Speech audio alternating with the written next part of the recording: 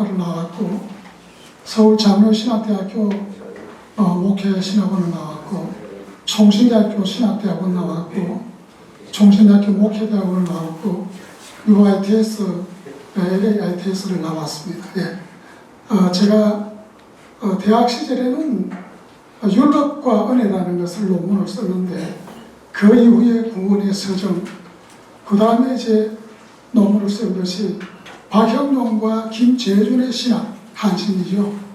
이 신학이 한국 교육에 끼친 영향, 그 다음에 또 쓴 것이 박형룡과 김재준의 신학이 한국 교회 설교에 끼친 영향, 그리고 이제 다른 또 현대신학 논문 이렇게 해서 쭉 논문을 써왔습니다. 지난번 시간에는 제가 현대신학을 강의를 했는데 오늘 이상하게 올렸는데 긴장돼서 그런지 담이 갑자기 찾아왔어요. 그래서 이 아픈 걸 신경 쓰다 보니까 원고도 없고 쪽지도 없고 안경도 빠뜨리고 그냥 왔습니다. 근데 가장 중요한 것은 시편에 여러분이 현실적으로 이제 목회를 하다 보면 시편이 얼마나 어려운 부분도 있고 중요한 부분인가 하는 것을 제가 오늘 강조를 하려고 나왔습니다. 5분 쉬고 예, 5분 기다려.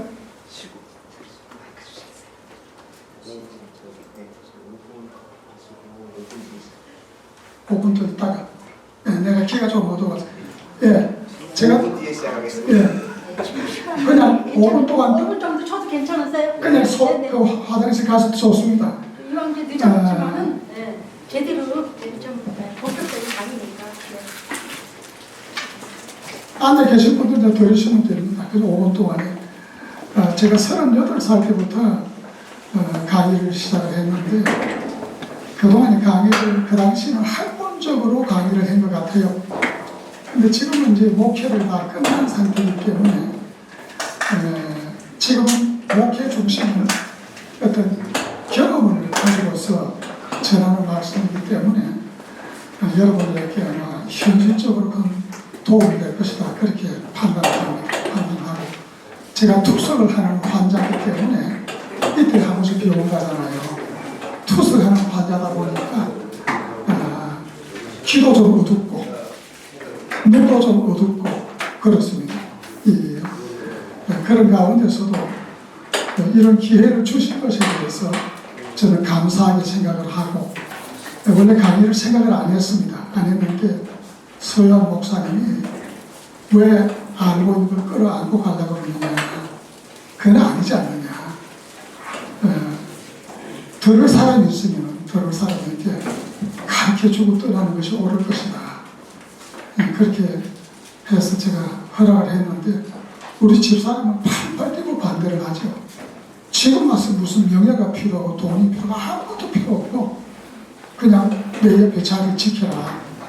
그런데 많은 반대가 있었지만 우리 서유한 목사님이 저를 좀 오래 지켜보시고 좀 이런 시간을 내줬으면 좋겠다. 그래서 제가 나선 것입니다.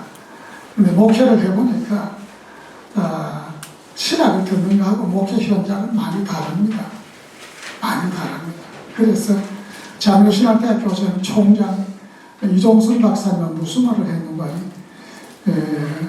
너희들이 가지고 있는 신격들은 다 서랍에 집어넣어 놓고 새로 배워라 이렇게 이제 말씀하는 분이 계셨고 또 살아오는 동안에 시작했답니까? 좀 이따가 인격적으로 큰 제 인생을 흔들어 놓는 그런 영향을 끼친 교수님들이 계세요.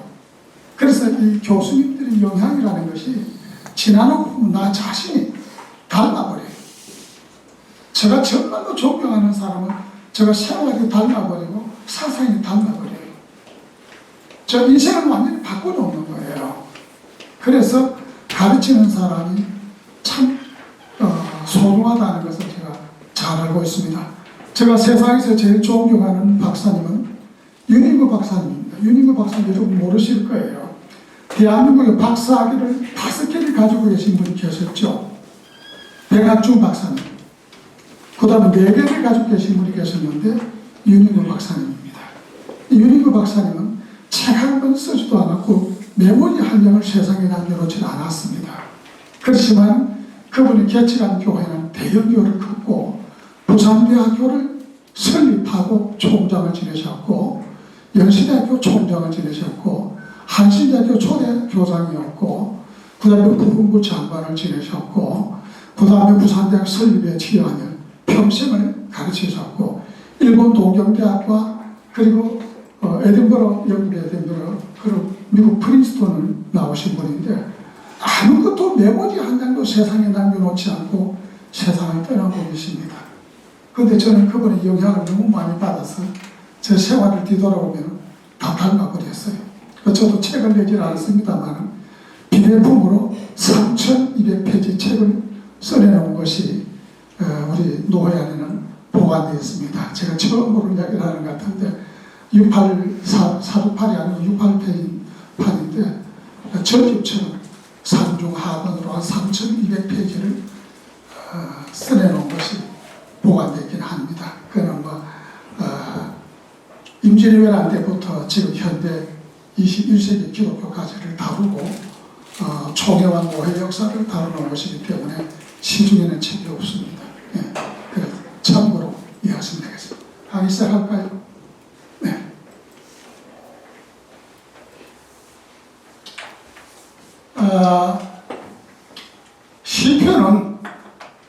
시편은 동기가 뭐냐는 건데 동기는 한마디로 감사해서 온 것입니다. 그리고 5개월 주신 하나님께 여기 나온 대로 찬양과 감사와 신앙 고백과 즉 한마디로 말하면 우리가 그 중국에 가니까 여행을 가니까 이런 말을 했어요. 이렇게 큰 궁전을 소개하다가 가이드가 소개가 굉장히 시간이 걸려 어렵다 싶으니까 나 잡아봐라 하는 곳이에요. 이해가 됐죠? 네, 바로 그거예요. 그러니까 한마디로 다 끝나는 거예요. 그래서 신앙생활하는 히브리인들이 하나님께 앞에 살아오면서 희노애락을 다 느끼며 살았지 않겠어요? 그 많은 파란만장한 인생의 고백과 신앙과 자기의 심정을 다 담아서 농축된, 다시 말하면 그 딸기를 한 포대를 솥에 담아가지고 계속 삶으면 찌름이 되잖아요. 그것처럼 인생을 전부 압축해서 고백한 노래나 시가 바로 시편입니다. 유행가도 들어보면은 영도 다리 밑에서 흥남부두양, 저 유행가 잘 모릅니다. 그 유행가를 들으면 뭐예요? 북한에서부터 흥남부두에 철수할 때 배를 타고 온 상황을 한마디로 압축한 것이거든요. 그렇죠? 압축한 건데 시편은 인생을 압축한 고백입니다. 인생을 압축한 고백이에요. 그래서 제가 농축된 고백을 여기는 헬라인들이 말하는 것처럼 주로 비극적인 그런 극치의 유행가나 그런 고백이 아니고 물론 이 시편에도 저 원수의 혀를 나누어서 원수를 갚아주셔서 별 말씀이 다 있어요. 그렇지만 시편의 결과는 뭐냐면은 하나님 앞에 감사하고 찬송하고 기도하는 대로 결과를 짓는 거예요. 그게 시편입니다. 그래서 시편은 오경을 주신 하나님, 다시 말하면 창세기 출애굽기 모세 오경을 하나님이 주신 것, 이것이 히브리인들에게는 성경이에요. 나머지는 좀 역사습니다. 시가 쓰고 이 오경을 하나님이 모세를 통하여 하나님께서 우리에게 주셨는데, 그런데 다윗을 통해서 하나님 앞에 5권을 드리자 하면서 편집된 것이 시편입니다. 그래 1장에 보면 1권, 그리고 42장에 보면 2권, 73장에 보면 3권, 90장에 보면 4권, 107장에 보면 5권, 딱 시편을 보면 표정이 되어 있을 거예요. 그 5권이 되어 있는데 이 시편을 편집한 사람은 에스라입니다. 모세 오경보다도 에스라가 쓴 성경이 많습니다. 계산하면 여러분 처음 듣죠? 에스라가 쓴 것이 많습니다. 에스라가 쓴 것은 시편 물론 쓴 것은 편집이죠. 편집. 그 다음에 역대상, 역대하, 에스라 이 네 권을 합치면 모세오경보다도 분량이 많습니다. 근데 에스라는 대학자고 제사장입니다. 굉장한 대학자입니다. 그리고 에스라가 시편을 편집했는데 시편은 여러분 알다시피 역사적인 상황이 어떻게 되냐면 모세 시대부터 바빌론 포로 기간 때까지이기 때문에 1000년 기간에 있는 여러 가지 우리 신앙생활하는 믿음의 선조들이 신앙 고백한 내용을 편집한 것이 바로 시편입니다. 시편은 결론부터 먼저 한마디 던져놓고 말씀드리고 싶은 것은 시편을 설교를 하려면 적어도 성경을 10번, 30번 이상을 읽어야 시편을 설교할 수 있습니다. 그래서 쉬운 게 아닙니다. 시편 예를 들면 그 51장, 예를 들면 18장 같은 경우에 보면은 여호와는 나의 반석이시여 요새시여 피할 바위시여는 말씀이 나오잖아요. 그 말씀 속에 1절, 2절 속에 무엇이 들어있습니까? 다윗이 평생을 살아온 인생 고백이거든요. 그것뿐만이 아니고 여러 곳에 있는데 인생을 살아보니까 하나님이 나의 피할 바위가 되어주시고 피난처가 되어주시고 나의 구원의 뿌리 되어주시는 것이 그게 한마디로 다 들어있는 거예요. 그거 기가 막힌 겁니다. 그래서 다윗의 일생을 보려면 사무엘상 하를 다 읽어야 되잖아요. 사무엘상 하를 염두에 둬야만이 시편 18장 1절 2절을 해석할 수가 있는 거예요. 그걸 염두에 두지 않고 해석한다는 건 넌센스예요. 그리고 시편 103장 같은 경우도 보면은 바르키 야훼 레페시 세 단어입니다. 여호와를 송축하라는 거예요. 딱 한마디 나와. 그 두 번, 세 번 반복되고 난 다음에 24절까지 나와 있을 거예요. 그리고 결론은 그거예요. 그 한마디밖에 없어요. 여호와를 왜 송축해야 되느냐는 해석이 3절 이하에 나와 있는 거예요. 그걸 모르고 단편적으로 딱 잘라서 여호와는 나의 어쩌고저쩌고 해서 아니요. 그렇게 해석하면 안 되죠. 왜 송축해야 되느냐? 나를 구원하시고 어려운 가운데서 나를 지켜주시고 나를 어려운 질병 속에서 구원해 주시고 이런 이야기가 쭉 나와 있는 거예요. 근데 키워드가 있는 거예요. 그 시편이라는 것은 이게 무엇을 말하려고 하느냐 하는 것을 먼저 던져놓고 설명을 하기 때문에 그것을 내용을 알고서 시편을 읽어야 되기 때문에 또 한 가지 먼저 예를 들면 이렇습니다. 다윗이 사울이 죽이려고 그러니까 월삭에 안 나가잖아요. 그러니까 사울 임금이 창을 던지죠. 기억하십니까? 선생님?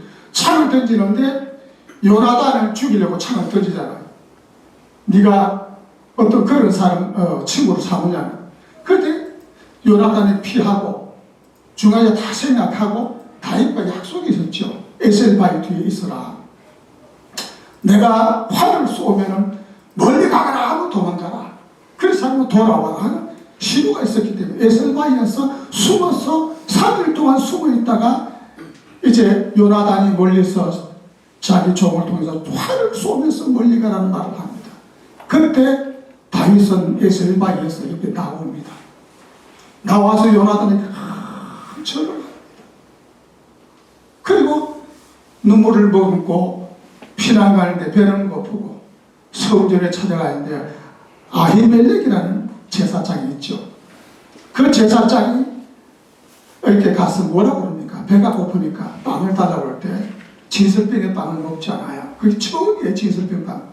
그러면서 내가 급히 어디 왕의 심부름을 가서 칼을 달라니까 골리앗의 칼을 주잖아요.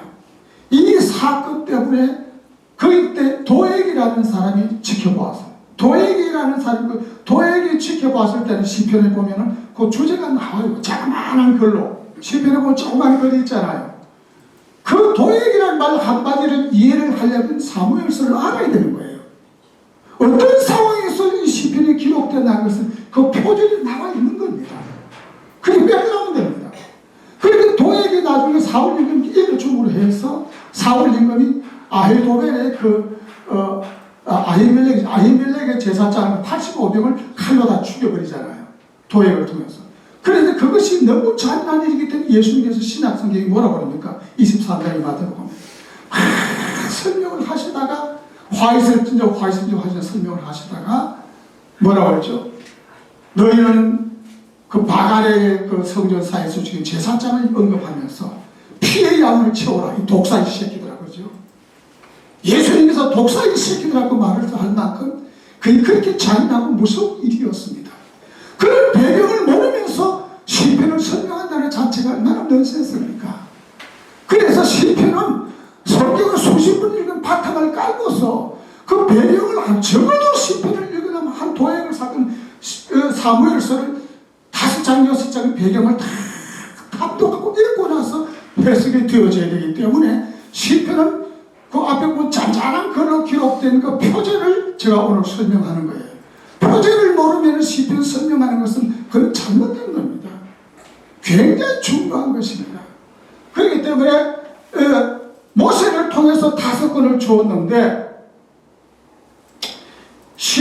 다윗을 통해서 5권을 하나님 앞에 받들어 인간의 응답, 하나님이 주신 말씀에 대한 반응으로 올린 것이 시편 5권입니다. 그렇게 시편이 형성되어 있다는 사실입니다. 그 다음에 이제 시편 제목은 참 많습니다. 바꿔주시죠.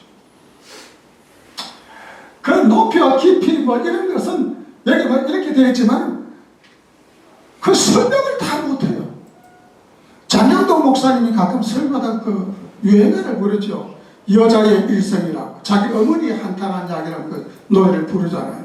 여자의 일생이라는 그 말 한마디 속에 참아야 한다는 말 한마디 속에 여인들의 한이 다 파묻혀 있잖아요. 그렇죠? 그 속에 다 파묻혀 있습니다. 예. 우리가 어떤 사람이 초상집에 가면은 친구가 이제 아내를 잃었는데 우스갯소리 하는 사람은 야, 너는 어떻게 이렇게 복이 있냐 하는 사람은 무슨 뜻인지 이해가 되죠. 그런데 어떤 친구는 그 친구 손을 꽉 잡고 말을 안 하는 거예요. 꽉 잡고 그냥 흔들면서 고개만 끄덕이고 돌아가는 겁니다. 그게 위로입니다. 손을 꽉 잡은 속에는 다 파묻혀 있는 거예요. 시편이라고 하는 것은 시편이라는 것은 언제나 여러분 앞에 표제 잔잔한 글 있잖아요. 그 글을 배경이 무엇인가를 충분히 습득을 하고 나서 시편을 설교를 해야 되는 것입니다. 근데 옛날 사람들은 시편의 작은 글도 읽지도 않고 셀라라는 단어도 읽지도 않고 뛰어넘어 버리고 그냥 바로 설교합니다.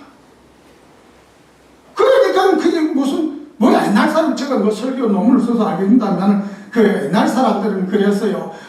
구약의 산으로 올라가자 929 아름드리 나무를 캐고 신약산으로 가자 260개 나무를 잘라서 교회를 짓자. 그게 무슨 설교입니까? 근데 그 당시는 그것을 받고 아멘하고 고개를 끄덕이고 은혜를 받고 그랬거든요.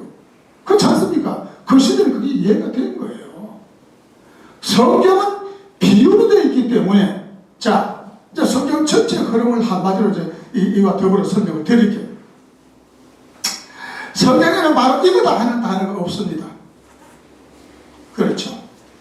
복음서에도 보면 내가 무엇으로 비유할고 또 무엇으로 비유할고 계시록에 가면은 이와 같고 이와 같고 이와 같더라고요. 신령한 세계, 영적인 세계, 하나님의 나라 이야기를 인간의 글로 쓰는 데는 한계가 있는 거예요. 그래서 창세기도 보면은 인간이 이 혈관을 전부 연결하면 지구 2바퀴 반 돈다는데 이 기가 막힌 이야기죠. 지금 첨단 과학 시대도 인간 하나를 가장 축소해서 만들어도 사람이 만들려면 서울역앞에 대우빌딩만 하게 하대요. 그 대우빌딩의 설계도가 한 트럭이라는 말을 제가 자주 씁니다. 만약에 인간에 대해서 하나님이 쓰려고 하면은 인간의 설계도 전직, 인간 만든 전직, 그러면 누가 구원받겠습니까? 그 전직을 어느 천년에 읽게. 성경은 아까 목사님께 말씀드린 대로 하나님이 인간이 무엇이냐는 것을 이야기하고 인간은 하나님을 통해서 구원받도록 하는 것입니다. 그래서 참 창세기는 인간을 누가 만들었느냐, 무엇으로 만들었냐, 어떻게 만들었냐, 세 가지만 이야기하는 거예요. 인간을 하나님이 만들었고, 인간을 흙으로 만들었고, 인간은 하나님의 형상으로 만들었다. 그 이상은 설명하지 않는 겁니다. 그래서 히브리 원문에 보면 창세기 1장 26, 27절에 찔렘을 딱 세 번 나오고 다음에 한 번 나오고 부장 6절에 나오죠. 딱 네 번 쓰이고 나서 히브리 원문이 나타나지 않습니다. 히브리 원문이 2만 단어인데 딱 네 번 쓰고 그 인간에게만 사용되는 단어입니다. 데모트라는 단어는 인간에게 사용된 거죠. 이와 같이 성경은 구원을 얻기 위한 목적을 두고 있다 이거예요. 그렇기 때문에 시편도 여기 보면은 높이와 깊이 이 간장 이것은 설명을 다 할 수가 없어요. 네, 그 다음 다음 주세요. 그런데 시편을 쭉 읽어보면은 막 낙심할 것처럼 빠져들어가는 것처럼 되어 있는데 결론은 하나님에 대해 소망을 일으키는 막 힘이 나게 되어 있습니다. 이 중간에 어떤 말이 들어가 있어 그렇게 바꿔질까요? 좀 있으면 설명 자세히 하겠습니다만은 시편을 읽으면은 89장에는 4번 나옵니다만 셀라 하는 단어가 들어있죠. 여러분 오늘부터 저희가 셀라 하는 단어 전과 후를 성경을 자세히 보십시오. 내용이 다릅니다. 감정도 다릅니다. 내용이 같은 게 연결되었을 때는 묵상하여라 기도하는 뜻이지만 내용이 다릅니다. 그게 뭐냐면 기도하다가 막 하나님과 기도하다가 셀라고 뛰고 보면 묵상하면 하나님이 은혜를 주고 응답을 주기 때문에 응답받은 상태에서도 시편을 쓰는 거예요. 그리고 감정의 기폭이 거기에 달려있는 것입니다. 철저하게 앞으로 여러분과 성경을 읽을 때 셀라는 단어 전과 후를 자세히 보시기 바랍니다. 아, 이건 이런 거구나. 저것처럼 짐작이 가능한 거예요. 우리가 이제 제가 이제 지난번 현대신의 강의도 언급했습니다만 히브리 원문도 중요한 단어는 꼭 많이 읽으시기 바랍니다. 몇 개 단어도 활용하고 써먹을 수 있는 거니까 800단어만 다 외우면은 원문 마음대로 읽고 해석이 가능합니다. 우리가 이제 시편 1장에 끝에 해석할 시간이 있었는지 모르겠습니다. 나오는 단어가 뭐냐면은 복 있는 사람은 악인의 꾀를 쫓아 죄인에게로 선지자 5만짜리 앉지 않았는데 그 이제 우리 인간은 그 죄라고 그러면은 뭐 간음죄, 도둑질 뭐 이건 굉장히 큰 죄인 줄 알지만 죄 중에 가장 큰 죄가 오만하고 하나님 앞에 떠나는 교만죄입니다. 하나님을 인정하지 않는 죄가 가장 큰 죄입니다. 하나님은 인간의 실수를 모세 같은 실수, 아브라함 같은 실수 얼마나 많습니까? 다 덮어버리고 잘한 것을 가지고 하나님이 축복을 하셨거든요. 하나님이 무엇을 원하는가를 우리가 알 수 있습니다. 그래서 시편 1장에도 보면은 복 있는 사람은 하면 우리는 혼동을 해서 이건 무슨 복인지 막 그냥 막 설명하는데 아쉐레라는 단어를 씁니다. 아쉐레라는 단어는 마태복음 5장에 가보면 마카리오스라는 단어와 똑같거든요. 그것은 영적인 복을 예수님께서 심령이 가난한 자에게 도와주고 그 전부 다 그것이 마카리오스입니다. 마카리오스라는 단어와 히브리 어문의 아쉐레라는 단어는 같은 뜻입니다. 그리고 저 창세기 12장에 보면은 그 아브라함에게 내가 이렇게 복을 주고 너를 복 주는 자는 내가 복을 주고 하는 단어는 유로곤 헬라어는 유로곤이거든요.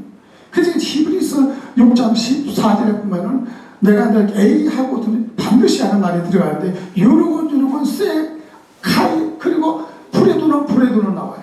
번성기하고 번성기하고 이렇게 되어 있습니다.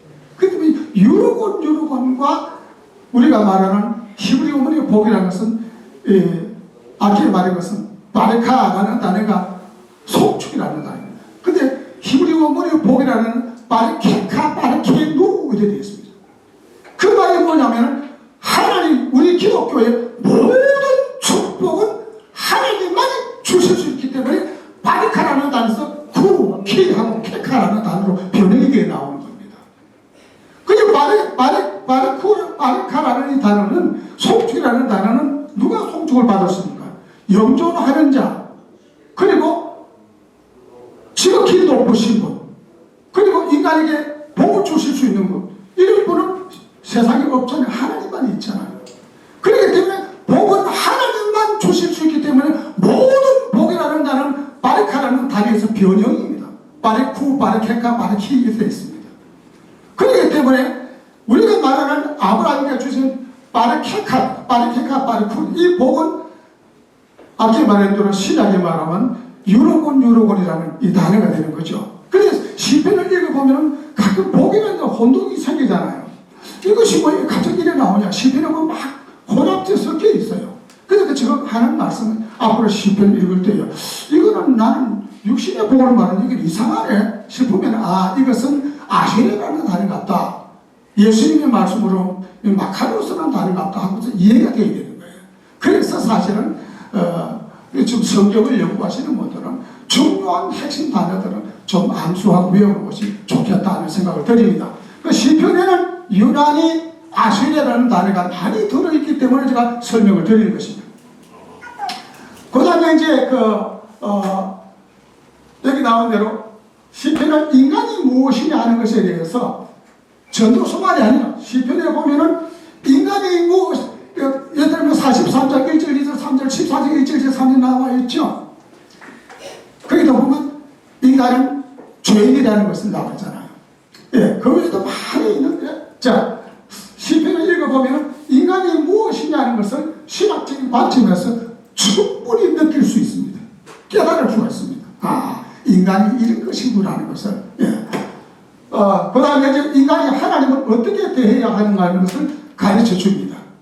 시편에 보면 하나님을 참 높이고 찬양하고 경배하고 우러러하고 정말 그런 표현들이 많거든요. 그게 무엇을 하나님께 기반한 구약 성경 모세 오경을 읽고 나머지는 모세 오경을 어떻게 지키며 살았느냐, 그 잘 지키지 못하니까 선지자들이 지적하고 책망한 것이 예언서입니다. 그것을 어떻게 지켰느냐 하는 것에 기록된 것이 여호수아서부터 말라기서 아직 에스라서까지 역사가 되는 거죠. 그 모세 오경을 하나님 말씀을 받고 얼마나 은혜 생활하고 얼마나 기쁘게 살았느냐 하는 고백이 시편 5권이다. 성경의 구조는 그렇게 되어 있습니다. 참 놀라운 것은 바로 이것을 잘 보시면 시편에 보면은 아주 모진 말도 있고 독한 말도 있고 그래요. 예, 예수님께서 오죽 화가 나시면 마태복음 23장에 화 있을진저 이걸 번역을 하면 얘기하는 거지만은 또 다른 말로 하면 좀 욕설이 비슷한 책망이 있죠. 그런데 그것이 이제 마지막에 얘기하고 책망을 해 나가다가 아까 말씀드린 대로 성전사에 죽인 그 이야기를 하고 난 다음에 예수님이 독사의 새끼들 하는 거죠. 가장 모진 말을 하는 거죠. 그 모진 말을 볼 때에 제사장들과 억울하게 수많은 사람들을 죽이는 것을 하나님은 용서하지 않는다는 것에 포함되어 있는 겁니다. 예수님께서 책망한 독사의 새끼들이 어떻게 구원을 받겠습니까? 그렇잖아요. 구원받은 물론 다른 데는 이제 마태복음 12장 31절 32절 그 히브리서 6장 6절은 타락한 자 다시 구원받을 수 없고 또 성령을 거스린 자는 구원받을 수 없다 그러는데 그걸 믿고서 진짜 낙심회가 교회에 쉬는 사람들도 있었어요. 근데 그것도 성경 잘못 가르쳤어요. 거기 보면 계속 진행형입니다. 미완료 진행형 원문에 보면 계속 돌이키지 않는 자가 구원받지 못한다는 것이지 한글 번역가 그렇게 구체적으로 다 번역할 수는 없잖아요. 그래서 제가 핵심 단어는 원문을 좀 살펴보는 것이 옳겠다 하는 것을 권장드리는 것입니다. 여기 보세요. 이게 압축된 제가 표현입니다. 사랑에 대해서 강렬하고 물론 이것은 아가세에도 포함, 아가세의 사랑이라는 단어가 몇 번인 줄 압니까? 64번 있습니다. 시편에도 보면 사랑에 대해서 얼마나 강렬한 표현, 저거에 대해서 아주 굉장한 저거거든요. 격렬하고 사모심이 이걸 시편에 보면 있죠. 사슴이 신의 모를 가는 판같이 한 말. 그런 것이 다 이런 데 포함되는 거죠. 그리고 지극하고 복수심 불타죠. 저 원수의 혀를 나누소서. 혀바닥을 쪼개래요. 불을 지르소서. 그래 강렬한 가운데 그것을 끝맺지 않고 마지막에는 축복으로 끝맺고 찬양으로 끝맺거든요. 그 시편은 그 복이 있는데 복의 감정의 변화 사이에 뭐가 있다고 했죠? 셀라. 우리는 우리나라로는 강강 수월령 착착착 박수 치르면 셀라라는 유대인들에게 여인들에게는 이제 막 노래를 하다가 한 걸음 올라가면서 짤라 박수 착착 오르게 그림을 안 가져왔는데 예루살렘 초대 성전은 땅콩 모양으로 해서 서너 단계가 있어요. 이방인의 뜰에서 2m 높이의 이스라엘 여인들의 뜰이 있고 또 축소에서 1m 반 높이 위에서 이스라엘 남자들의 뜰이 있고 이스라엘 남자들에서 1m 올라가면 뭡니까? 레인들의 뜰이 있어요. 거기까지 15피트로 올라가는 여인들의 이스라엘 사람들이 올라갈 때마다 한 피트로 올라가면서 또 찬양하고 또 한 피트 올라가면 찬양하고 박수치고 그때마다 쓰는 용어가 셀라 하고 치면서 그 전부 음악적인 용어로 되어 있습니다. 자, 그래서 보면은 서원이 충만하고 여기 서원이 시편이 보면 많이 나오죠. 이래 해주시면 이래 하겠나이다 하는 시편이 나와 있습니다. 그리고 신망하고 천년도 엄청나게 많죠. 예, 그 시편에 보면 아주 낙심을 하는 분들이 많이 있습니다. 그리고 또 보면 저주도 있고 높임도 있고 찬사도 있고 불토리 와서 공포심도 있고 엄청나게 두려워합니다. 내가 두려워 심히 떨고 있나이다 하는 말씀도 있고 주님밖에 나는 내가 의지할 자가 없나이다 하는 말씀도 있고 기뻐서 어찌할 줄을 몰라 하고 슬퍼서 막 슬퍼하는 것도 있고 이런 힘의 내각을 이루는 것이 바로 시편입니다. 그 시편을 보면 그렇게 재미있을 수가 없어요. 춤을 춰도 재미가 있어요. 제가 대학 이후부터 설교를 해도 마치 설교를 가끔 하다 보면 설교를 쭉 적어서 기록을 다 해 뒤돌아보면 거의 절반이 시편입니다. 시편이 그렇게 재미있어요. 너무너무 재미있어요. 그 다음에 보면 줄 맞추기.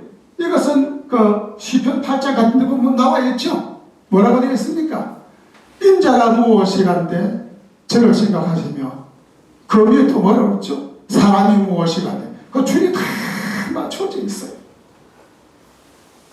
시편에 보면 그런 구절이 너무 많이 있습니다.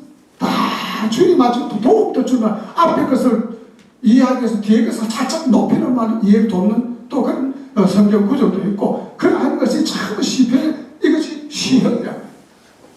이것이 시라는 묘미가 너무너무 재미있는 겁니다. 그 다음 거의 다 뭐 생각해버렸구만. 예, 거의 다 생각. 예, 이게 여기 마지막입니까?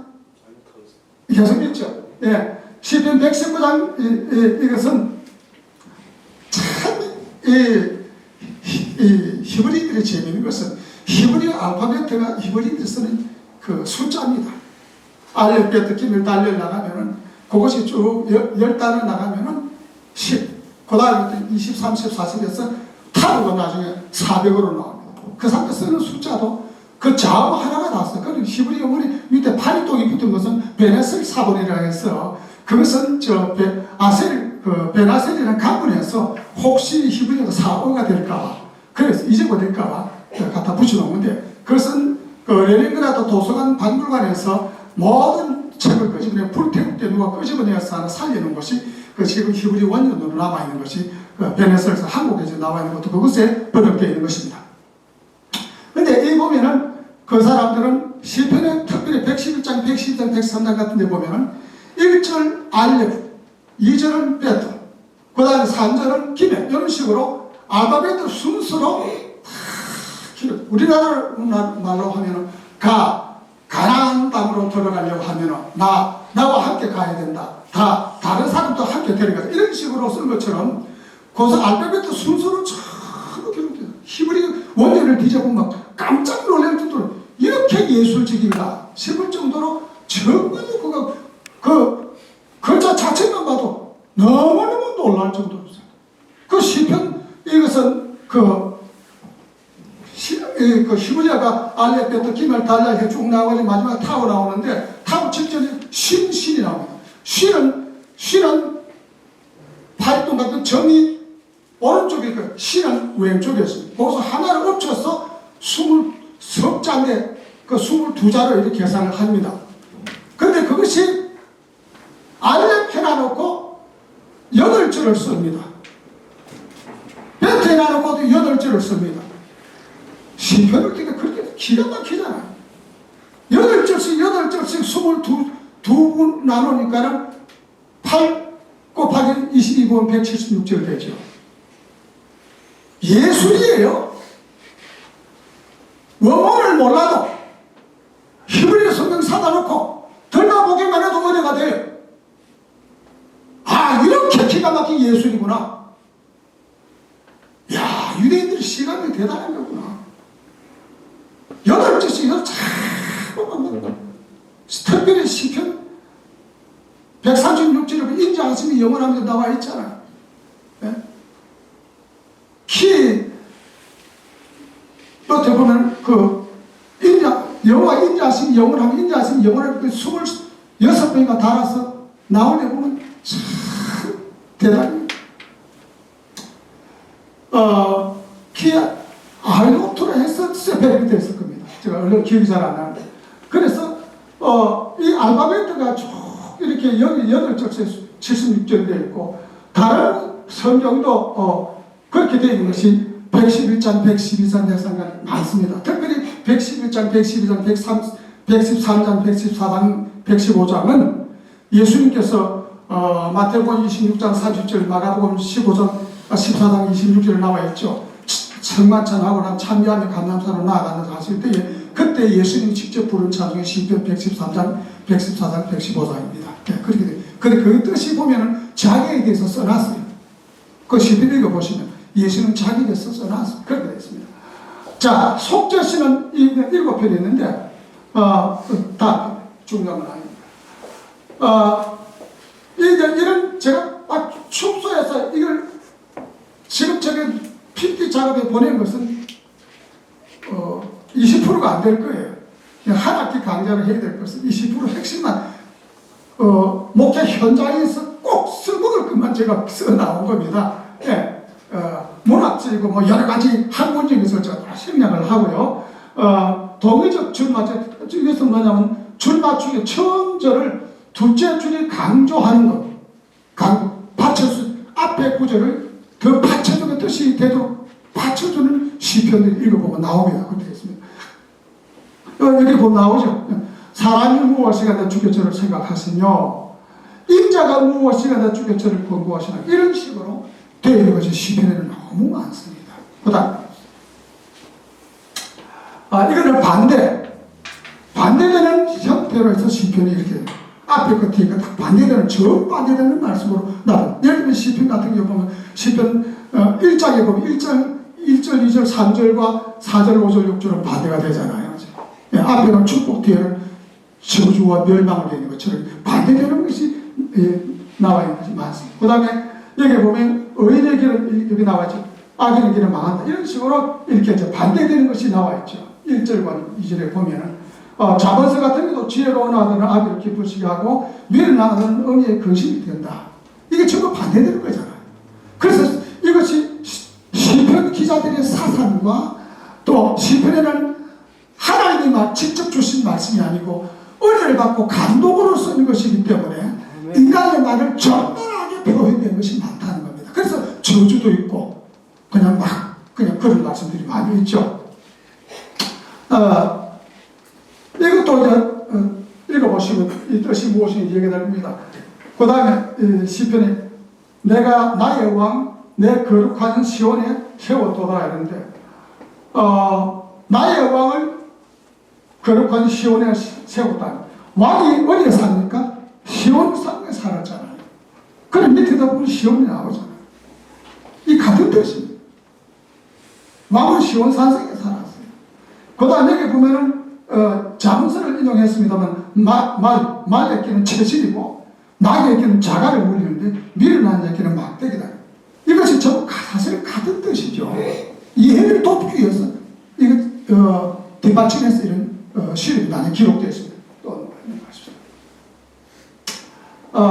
다 생략하고요. 이것도 생략하고 중요한 것들이 많이 있기 때문에 너희 권능 있는 자들아 여호와께 돌릴지어다, 여호와께 돌릴지어다, 이런 것이 나오죠. 반복되어서 또 시편에 보면 이런 식으로 나옵니다. 여기 보면 여호와 이름에 합당한 영광을 돌릴지어다. 이 같이 이 시의 문장의 방식이 같은 겁니다. 그 다음에 6장 10절에 뭐 모든 원수가 부끄러움을 당하고 심히 떨미어 홀연히 부끄러움으로 물러가는가. 이것이 다른 데 보면 또 주께서 뭘 말씀하시니 바다가 무슨 떨며 도망가서 다른 시편들이 내용이 이런 형태로 많이 기록되어 있습니다. 그 다음에 시편 103장 3절에 보면은 모든 죄를 사하시고, 아까 말씀드렸죠. 1절 2절에는 바레키 야훼 네페시, 송축할 자다 여호와께, 그리고 네페시 내 영혼아 여호와를 송축할지어다. 그 왜 송축해? 그 송축할 이유를 103장에 쫙 나열되어 있습니다. 그 송축해야 될 제일 첫 번째 이유가 뭐냐면은 모든 죄를 사해 주시고, 죄를 사해 주시고, 우리로 말하면 복은 주옵소서 그게 아니고, 우리 죄 사함 받은 것은 가장 큰 복이기 때문에 모든 죄를 사하시고 그 모든 죄를 끊으시고 제가 그 모든 병을 고치시고, 이 병은 죄의 값으로 온다 하는 사상, 유대인들 사상이기 때문에 이렇게 연결되어 있는 것입니다. 그 다음 이거는 이제 백성들 중에서 내가 당신께 감사하나이다, 일국 중에서 내가 당신께 감사하나이다, 이것도 똑같잖아요. 근데 이것은 우리로 말하면 내 가족, 그 다음 내 이웃, 이런 식으로 확대해 나가는 거예요. 우리가 기도할 때도 그렇게 하죠. 주여 없으면 내 가정, 그 다음에 내 이웃, 국가를 기도하는 것처럼 시편 기자들도 이런 식으로 형태를 맞추어서 방법은 같이 설명했다. 그 다음에 절군, 이거 대단히 중요한 부분인데 히브리 원문에 보면은 51장, 시편 51장 같은 경우 보면은 그것이 뭐라고 그랬죠? 시편을 해석하는 백그라운드라고 그랬죠. 이 시편에 기록된 배경, 상황, 시대적인 배경, 상황, 그것이 잔잔한 걸로 기록되어 있는 겁니다. 특별히 시편 51장은 그 내용이 굉장히 많죠. 그 많은 잔잔한 것을 1절, 2절이 되어 있습니다. 그 다음에 우리 성경 1절이 3절로 되어 있습니다. 그래서 지난주에 제가 요나서를 어머니가 설교를 했습니다만, 요나서에도 예를 들면 2장 1절에 보면은 1장 17절이 2장 1절로 내려와 있고 2장 1절이 2장 2절로 밀려져 있습니다. 그리고 미가서 5장 2절에 보면 베들레헴 에브라다 유다 주지가 자을지라도 이 말씀이 나와 있는데, 이 말씀이 쭉 나오다가 2절이 1절로 해석이 되어 있습니다. 나와 있습니다. 원문에는 베들레헴 에브라다가 먼저 나와 있고 다른 것이 뒤에, 우리 성경은 좀 다르죠. 이것처럼 원문과 혼동하는 부분이 있는데, 시편에서 보면 잔잔한 거리, 어떤 경우는 다윗의 시, 그것이 한 절이에요. 원문에. 그 짧은 한 절이고 우리 성경 1절, 2절을 미리 나와 있어요. 그래서 그 왜 그랬을까 하는 것은 그 절과 본을 나눈 것은 스테파노스가 나눴기 때문에 제가 할 말은 없습니다만 그 후대에게 그렇게 나눴는데, 어쨌든 간에 원문에는 보면은 이것이 19절까지인데 원문에는 그 표제가 이전에 들어가니까 21절이 되어버리는 거예요. 그래서 표제가 그만큼 소중하기 때문에 1절, 2절로 잡은 거구나 하는 것을 염두에 둬야 되는 것입니다. 그냥 그 조그마한 글이니까 이거는 무시해도 된다, 그런 글이 아닙니다. 그 시편 백그라운드, 시편이 써야 될 배경, 정치적인 상황, 그 시대적인 상황이 그 조그마한 글이 다 나와 있습니다. 예를 들면 문답변이라는 글이 다 옆에 문답변에 맞춘 노래 이런 데 있어요. 시편. 문답변이라는 그것이 조그마한 글인데 그게 뭡니까? 유명한 음악가 밴이라는 아들이 죽었는데 그 슬픔의 곡 중 장송곡이거든요. 근데 그 요거를 알아야 이거 슬픈 곡이구나 하면서 전지해서 시편을 설명을 하지. 그 모르니까 얼마나 슬펐겠습니까? 그리고 시편 56장 같은 게 보면은 그 표제를 짤막한 라로 맞춘 노래 이렇게 되는데, 그것이 뭐냐면은 다윗이 어떤 상황이냐면은, 우리가 이스라엘 성지순례도 갔다 와야 되는 게 뭐냐면 아버지여 어찌하여 나를 죽이려 하나이까. 그러니까 아니다, 너는 내 아들 사울과 대화를 하죠. 이 산과 저 산과 대화를 하는 것이 아닙니다. 이스라엘 나라가 보면 절벽처럼 깊은 계곡이 불과 몇 미터 사이가 저쪽 산이 이쪽 산입니다. 근데 이쪽 산 구리에 숨기다 나와서 아버지여 왜 나를 그러니까 그 대화가 가능한 거예요. 근데 그런 것이 그런 역사적인 배경을 알고 나서 또 그 지리적인 배경을 그래서 사실은 우리가 신학을 하는 사람은 한도 끝 없이 고고학도 알아야 되고 문화사도 알아야 되고 다 알아야 됩니다. 네. 그런 것을 알고 나면은 설명이 쉬운데 그렇게 안 돼 있는 거죠. 그래서 시편을 쭉 보면은 참 안타까운 것은 그 56장 아까 설명했는데 56장에 보면은 그 뜻이 무엇인가 하면 다윗이 그 사울의 임금에 인해 가지고 그 아히도벨을 통해서 그 사람들을 죽이고 쫓겨났을 때 다윗이 아주 깊은 슬픔 속에서 숨어 있을 때에 그 숨어 있을 때라는 배경을 뭐라고 했는고 하니 다윗이 그렇게 말했어요. 그 표의 뜻이 멀리 앉아있는 비둘기가 울지 아니하는 비둘기라서 나왔습니다. 그 말이 뭐겠습니까? 기가 막힌 이야기죠.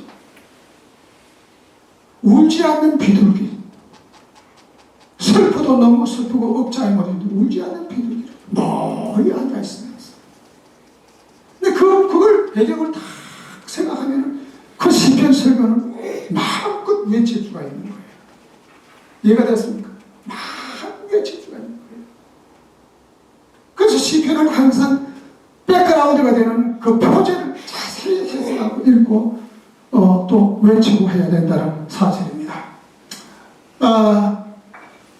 그 다음에 이것은 시편에는 여호와가 700번이고 엘로힘이 245번이 있는데 송령은 1편이고 150편은 그 마지막 송령 이것은 뭐 우리가 논문을 염두에 두면 이해되는 것이고 이것을 제가 조금 설명드리고 싶은 것은 여호와가 많고 엘로힘이 숫자가 적네요. 엘로힘 하면은 인 하는 그 끝발음이 복수 형태거든요. 그래서 창세기 1장에 지르면 브레스트 바라 엘로힘 에타 하셔마이 보에타 하레체제 되거든요. 태초에 창조하신 하나님이 어떻게 하늘들과 그리고 땅, 빼 하는 것은 앵인데 빼 에타 아레체. 그러나 아레체는 땅이고 하셔마 인 하는 것은 복수 형태는 하늘들과 웅장한 것은 인지 복수 형태를 씁니다. 거기 보면은 하셔마 인 하는 것은 아니라 힘 하는 것이 복수라고 했잖아요. 그 성부, 성자, 성령이 다 포함되어 있는 겁니다. 그것을 뭐 성부, 성자, 성령이 그 성경에 뭐 어디냐 그 무식해서 그래요. 그걸 무식해서 그래요. 저 봉창이 지금 엊그제 은퇴를 한 사람이 있는데 아직도 6,000년을 가르치는 사람이 무식한 것이지. 목사님들이 과학을 알아야지 좀. 과학이 지금 137억 년인데 몰라도 너무 모르고 말이죠. 갤럭시라는 단어가 뭡니까? 천문학 단어잖아요. 네? 밀키웨이라는 단어도 천문학 단어입니다. 밀키웨이라는 단어가 왜 나왔습니까? 저 핀란드나 저쪽에 아이슬란드 가면은 오로라도 보고 하늘의 별이 다 볼 수 있죠. 하얀 거. 너무 많은 거 별이 하얗잖아요. 그래서 우유빛 같다고 해서 밀키웨이라고 하지 않습니까? 갤럭시라는 게 뭡니까? 별들이 모아지는 균을 만나는 한 군이 7천억 내지 1조 개랍니다. 별이 7천억 내지 1조 개가 되는 그것이 1갤럭시인데 1갤럭시가 하늘에는 몇 개 갤럭시? 2조 갤럭시가 있답니다. 그 계산이 됩니까? 그 많은 천천만들이 움직이면서 부딪히지 않고 돌아가는데 뭘 성경에 이 공처럼 공 틀리고 나갑니까? 무식한 한없이 무식한 사람들이죠. 목사님들도 천문학도 알고 고고학도 알고 역사도 정치도 경제도 하무라비 법정도 모든 걸 다 설명을 해야 되는 거예요. 그게 자신있게 외치고 자신있게 설교를 할 수 있는 것이죠. 전공한 사람들 압니다. 우와 그러면 저는 엉터리 추석 보고 하는 거구나. 우리는 아무도 하고 저 사람 보고 원문 보고 하는 거구나. 우리는 그걸 알아요. 엘로힘, 그럼 저 사람은 좀, 엘로힘. 좀 우스갯소리 같지만, 레헬, 그럼 뭡니까? 레헬, 그럼 여자 자궁이라는. 그래서 한국 무식한 사람이 이스라엘에 빵 달라는 사람보다 레헬 주세요. 가가가가 사람들이 웃었다고. 레헬이래 발음을 해야 이 빵이죠. 그래서 사람들이 전문가 아니면 앉아 전문가 들으면 알아. 저 목사님은 주석 받거나 저 목사가 어떤 책을 받거나 다 알아요. 저를 키워준 목사님이 저 은혜를 받고 자랐는데 제가 목사가 되어서 보니까 그 목사님 무슨 주석 보고 평생 설교했거나 다 아는 거예요. 그걸 나는 망신스럽습니까? 어제 누가 가로사님이 저한테 어떻게 해서 목사님 되었습니까? 이렇게 물었어요. 나는 목사 되고 싶어 된 것도 아니고 하도 궁금증이 많아가지고 목사님께 찾아가 자꾸 질문을 했는데 어떤 거는 질문 못해가지고 답변 주기 싫으니까 책을 보라고 던지더라. 나중에 짜증내더라. 그럼 내가 신학을 하면 뿔딱지가 나서 나는 기독교에 대해서 성경에 대해서는 어떤 것을 물어도 답변 다 할 수 있는 사람으로 자랄 것이다. 그래서 제가 공부를 오지게 오랫동안 했는 것입니다. 여러분 그거 공부해 보신 분들 알잖아요. 돈도 많이 들고 참 힘들어요. 아주 그야말로 막 목숨 걸고 했습니다. 목숨 걸고 공부를 하라고 하는데 저 목숨 걸고 했어요. 그러니까 누구 앞에든지 자신 있게 말할 수 있는 거예요. 여러분들도 딴 데 신경 쓰지 말고 말씀을 전하려면 교단을 만들 필요 없어요. 말씀 딱 놓고 배경 보고 연구하고 기도하고 자신 있게 외쳐야죠. 그 시편은 성경을 읽지 않는 사람은 섣불리 시편을 설교하면요 참 엉터리로 설교하게 됩니다. 시편은 성경을 많이 읽어야 됩니다. 저 구약을 전체를 알고 있기 때문에 그 시편이 얼마나 나중에 나오겠습니까? 그 시편이 신약 성경에 시편, 그 신약 성경, 구약 성경을 287번 인용되어 있어요. 근데 시편이 119번 인용되어 있습니다. 그만큼 시편이 중요한 거예요. 예수님께서도 시편을 직접 인용한 것이 8번을 시편을 직접 인용하십니다.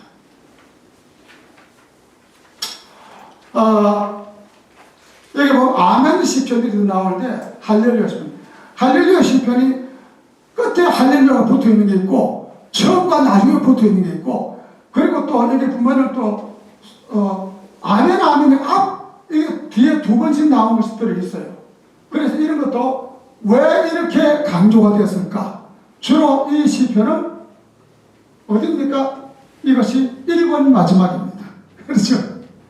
1권 끝내면서 아멘 아멘. 그리고 41장을 읽어보세요. 너무 기쁩니다. 각권이 끝날 장에 보면 다 찬양으로 아멘 아멘. 그래요. 얼마나 기쁜지 몰라요. 예. 이것도 지금 사건이 끝날 때니까 아멘 할지어다 할렐루야. 그다 각권 끝날 때마다 다 이 89장 52절도 끝날 때예요. 90장부터 또 사월이다. 그러니까 영원히 찬송하죠. 아멘 아멘. 이 각권 끝나는 게 다 나와 있는 거예요. 그 다음에 41장이 1권이 끝나고 72장이 2권이 끝나고 3권이 끝나고 4권이 끝나거든요. 근데 끝날 때는 항상 아까 말씀드린 저 켈라인들처럼 낙심한 것이 아니고 히브리들은 끝날 때 신학이 있고 감사가 있고 찬양이 있고 하나님 은혜 받은 게 있으니까. 그래서 시편을 보면 한참 낙심하는 시편이 나오다가 셀라 하고 난 다음에 가면 문장이 딱 달라요. 그러고 난 다음에 나중에 보면 아멘 할렐루야가 나오는 거예요. 다. 표제가 이제 붙어 있는 게 있고 안 붙어 있는 것이 들어 있습니다. 다 설명드릴 시간을 놓고요. 그리고 여기 시라는 이 단어는 검은 고추를 마주 뜯는다는 동사에 나왔다는 뜻인데 노래라는 말도 여러분 나오고 그 다음에 이건 참 중요한 거예요. 여러분 마스격이라는 단어가 나오죠. 이것이 보실 때 교훈시기 때문에 낭낭 한점 들여다보고 이 교훈시구나. 그걸 염두에 두고 읽고 해석을 해야 됩니다. 아까 말씀드린 대로 문 앞에 슬픈 곡조를 읽고 그걸 모르고 막 기쁘게 설교하면 그거 안 맞죠. 그래서 하겠어요. 초상집 가서 춤추는 것과 똑같이 그래서는 안 되는 거죠. 그래서 이 표제가 중요한 겁니다. 그 다음에 밑답, 황금시라고 하는데 황금시. 밑답이라는 시편을 읽어보면 과연 지켜보지마 그걸 느낄 수 있어요. 네. 그 다음에 시가용. 이 불규칙적인, 다시 말하면 감정의 기폭이 너무 왔다 갔다 심한 것을 시가용이라고. 그런데 나중에 보면 시기오롭시라는 단어를 나중에 이것은 격정적이라는 뜻이에요. 그러니까는 감정을 추스릴 수가 없어가지고 격정적인 감정으로 써보지 시기오로 시가롭다는 뜻입니다. 근데 그것을 읽고서 시편을 보면 이것은 이런 감정 가지고서 시편을 쓴 것이구나. 그 다음에 이제 찬송시 넘어가십시다. 인도자를 따라 부르는 노래, 이것은 옛날 성경에는 영장으로 되어 있죠. 옛날 성경에는 영장으로 있습니다. 영장으로 맞춘 노래가 있는데 옛날 성경에는 영장이라고 이것이 우리는 뭐 차당대장이라고 했지만 실질적으로 바로 지휘자죠. 지휘자인데 그 지휘자가 그 음악하는 사람들을 이끌어 나가는 지휘자가 곡을 하나 쓴 것처럼 시편을 썼다는 그런 뜻이 되는 것입니다.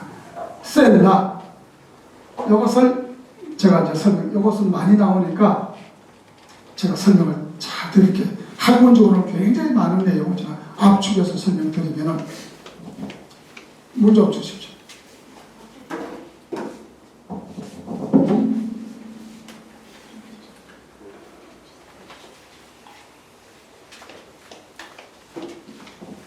지금 조각, 그 학문적인 조각하면 딱 6가지로 분류가 됩니다. 요거는 여러분 앞으로 39장 9개 장 가운데 71번이 셀라라는 것이 기록되어 있습니다.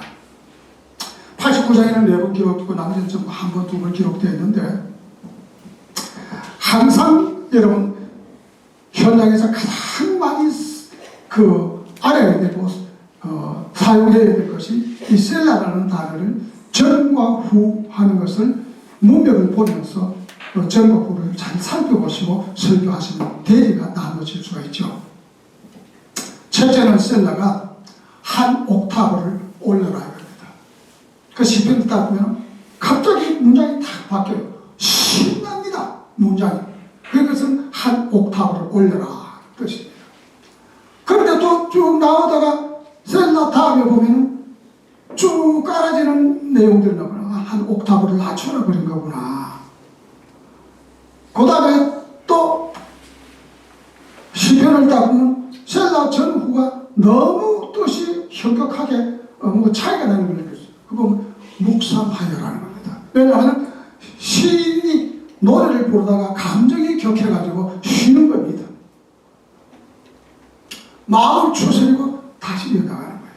그래, 거기 보면 간주하여라 하는 뜻이 되고 묵상하여라는 뜻이 되고, 그러니까 첫째는 한 옥타브를 올려라, 두 번째는 한 옥타브를 낮춰라, 그 다음에는 간주하여라. 우리가 찬송할 때 중간에 간주하잖아요. 쉬었다는 간주하여라. 그 다음에 네 번째는 묵상하여라. 이 말은 아까 말한 여러 가지 복합적인 감이 생기면 한참 묵상하고, 음악에는 조용한 것도 음악이잖아요. 그렇죠? 하고 나가다가 음악을 들으면 해가 뜨는 거구나. 그래 아주 짱하고도 막 해 뜨는 소리구나. 그리고 두구두구 말 타고 가는 소리구나 하는 음악을 들으면 우리 이해 감정을 할 수 있는 것처럼 시편도 읽으면 이거는 마음을 감정을 조절하기 위해서 지금 쉬고 있는 거구나. 그걸 보면서 진리하게 가능한 거예요. 그 다음에는 또 기도하여라 하는 뜻입니다. 기도하여라. 그러니까 기도하여라, 묵상하여라, 간주하여라, 한 옥탑을 올려라, 한 옥탑을 낮춰라, 그 다음에 묵상, 기도하여라, 여러 가지가 있는데 이것을 보면서 시편을 여러분 앞으로 해석할 때는 굉장한 도움이 될 겁니다. 분명히 셀라 전과 후는 문장이 다릅니다. 확연히 다릅니다. 문장이 같은데도 중간에 셀라가 있을 때는 이것은 간주하여라 혹은 기도하는 거구나. 감정이 너무 격해서 하나님 앞에 너무 감사해서 기도하다가 우리가 눈물을 울먹일 때는 기도 멈추다는 멈추고 눈물을 닦고 아버지하고 기도하는 것처럼 그런 것을 중간에서 느낄 수가 있는 거예요. 근데 이 셀라 전을 보면 막 설교 준비하는 저 같은 경우를 보면 막 신이랄 때가 있어요. 그렇게 멋질 수가 없어요. 네. 쫙 옥탑으로 올려라는 것처럼 막 뒤에는 문장이 살았어요. 그래서 이것은 여러분 생활 현장에서 꼭 절실하게 써먹을 수 있는 내용들이기 때문에 이것을 제가 오늘 강의 가운데 가장 큰 포인트입니다. 이 가정도 많이 나오고 꼭 잘 활용하시기를 바랍니다. 네. 악기 이름이 이제 나옵니다. 현악에 맞춘 노래. 뭐 현악, 악기를 설명 안 해도 되겠죠. 현악이 뭔지. 그 다음에 관악에 맞춘 노래. 이것도 한 편밖에 안 없어요. 관악에 맞춘 노래. 그러면 이것을 보면 관악에 맞춘 노래라면 그 관악에 대한 음악을 그 나팔 소리를 쭉 염두에 두면서 시편을 보면 야, 경쾌하구나, 멋지다, 웅장하구나 하는 것을 느낄 수가 있죠. 그 다음에 피리에 맞춰. 여기서 이사야서에 보면 나옵니다. 옛날 성경에는 전하고 되어 있어요. 전하고 되어 있는데 이 피리입니다. 풀피리냐 무슨 피리냐 관계없이 피리에 맞춘 노래라 그러면 결국 뭐예요? 구슬프잖아요. 그렇죠? 피리가 춤추는 건 아니에요. 구슬프잖아요. 예수님께서 그랬죠. 초상집 있으면 피리를 불러도 춤추지 아니하면 뭐 하는 말씀 나옵니다만 또 피리에 맞춘 노래 있습니다. 그 다음에 뛰어넘어 보십시다. 이게 문나빼 아들의 죽음이라는 이 장송곡인데 이 초상집에 가서 이 음악을 들려주었고 그리고 슬픈 노래죠. 슬픈 노래죠. 음악이라는 것은 사람의 감정을 그대로 표현하는 것이기 때문에 참 슬픈 노래라는 것이 문나빼. 그리고 히브리어 어머니 빼는 아들이라는 뜻입니다. 예, 뻔해이, 원래는 뻔해이를 빼는 거죠. 그래서 예를 들면 소경 바디메오 하면 바라는 말이 원래 아들이라는 뜻입니다. 디메오의 아들 바디메오. 그리고 또 빼, 이런 것이 전부 다 아들이라는 뜻입니다. 기띠, 이것은 가데 지방에서 온 악기이기도 하지만 기띠시라는 말이 기쁜 목적입니다. 기쁜 춤. 기띠 하고서 시편을 읽을 때 이것이 어떻게 해서 기뻤는가 좀 읽어보면 기쁜 사연이 있었구나. 참 기뻐하면서 이것은 즐거움으로 복음을 전해야겠다 하는 것이 되는 것입니다.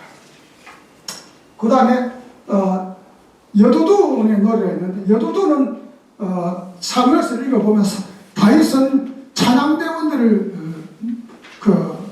선발을 해서 월급을 줬죠. 찬양대원들 월급을 다 줬습니다. 월급 사냈죠. 거기에 보면은 여두둔이라는 사람이 유명한 악사 예단과 아삽과 여두둔 이 세 사람이 유명한 악사로 대표자로 이렇게 세웠습니다.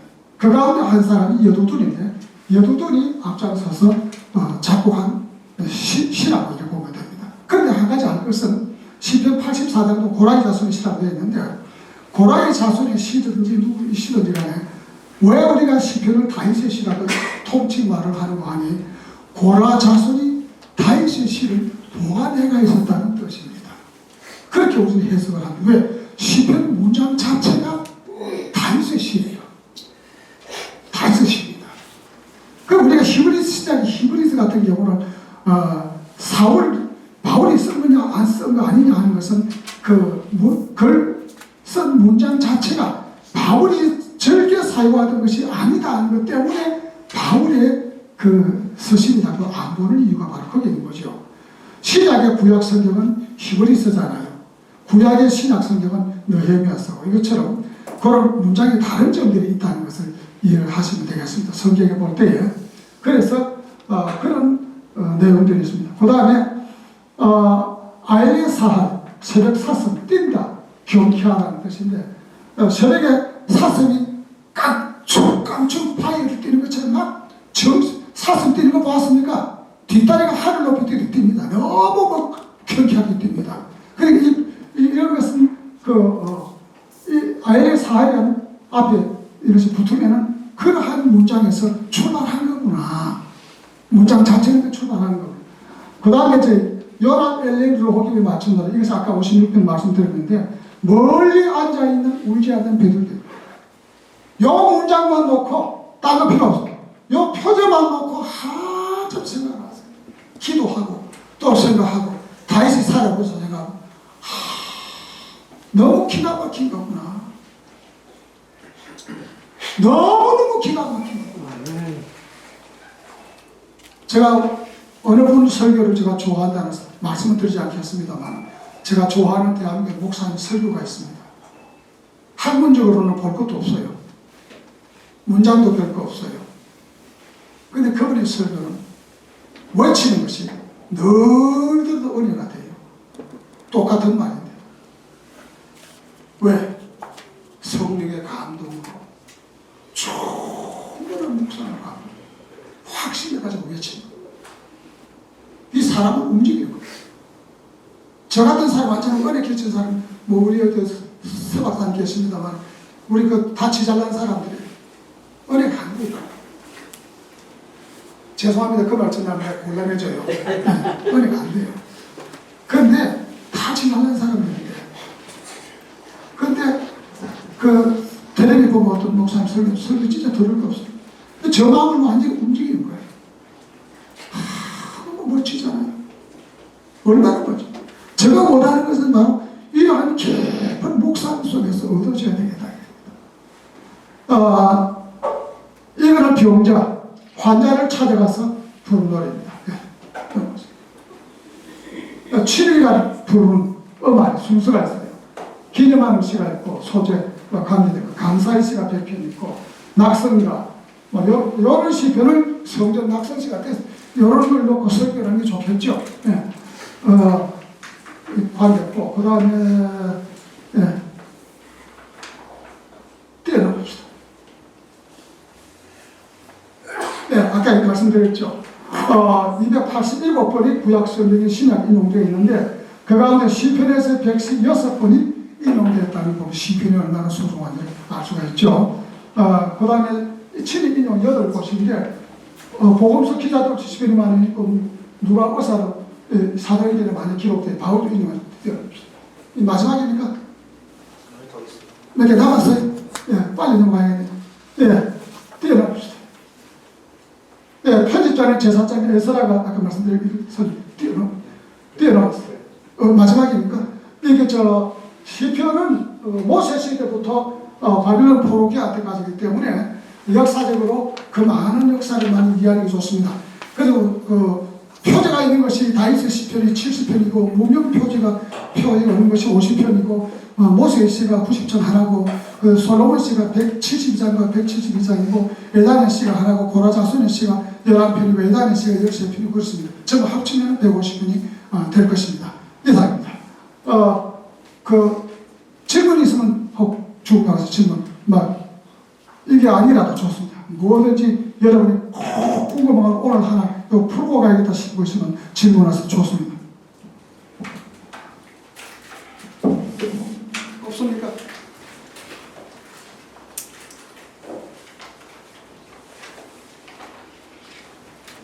시편 150장 같은 거 읽으면 춤을 추고 싶잖아요. 시편은 재밌어요. 질문 없습니까? 목사님은 그 시편 설교하실 때 그 서론 본론 결론 이렇게 키가 좀 서론 본론 결론으로 이렇게 정해서 질문을 설교를 하시는 건가요?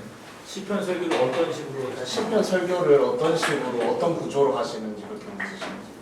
시편에 읽어보면은 예를 들어 아까 103장 같은 경우는 여호와를 송축하라 해놔놓고 송축에 대한 이유를 쭉 순리해 나가는 거죠.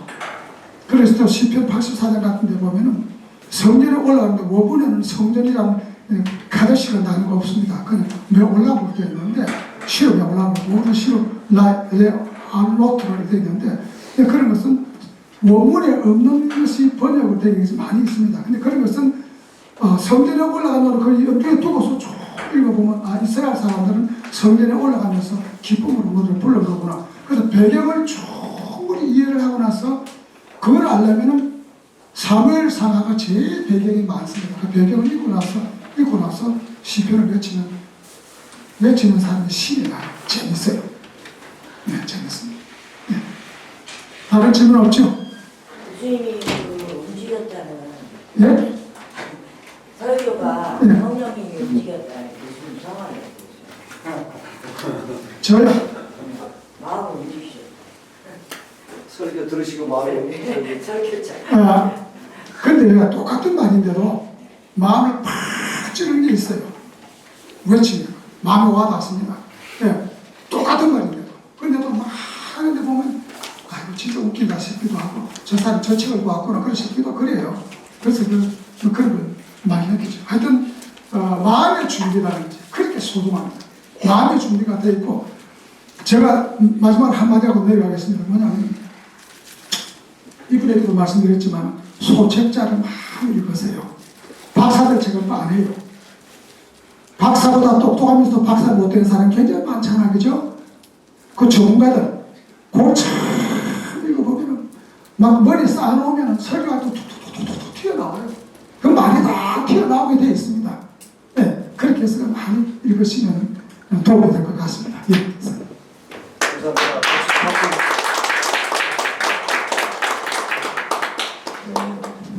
제가 좀